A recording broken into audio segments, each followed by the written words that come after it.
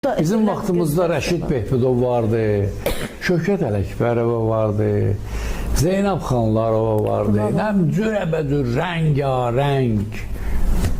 Özdə hər adam ekrana çıxa bilmirdi.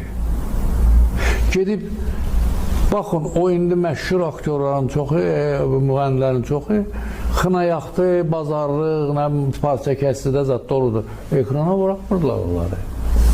Ekrana bırakmırlar. Düzdür, bunun özündə də bir çatışmamazlıqlar var idi, amma bugün hamı efirə çıxıb.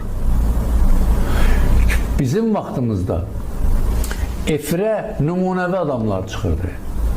Efirə küçədən keçən adam çıxa bilmirdi. Bugün küçə adamları ekrandadır. Əxlaqsız adam mənə əxlaqdan dərs deyir.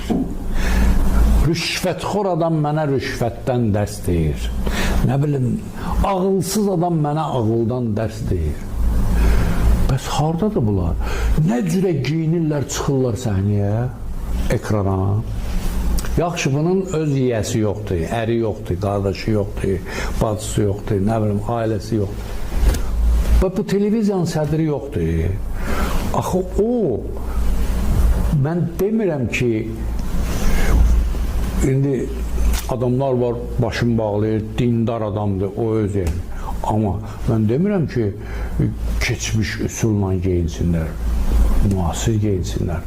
Amma adam baxsın ona, kişiyə kişi, oğlan, qadına, ona baxsın, gözündən gözəl, belə qəşəng geyinib, zövqlə geyinib.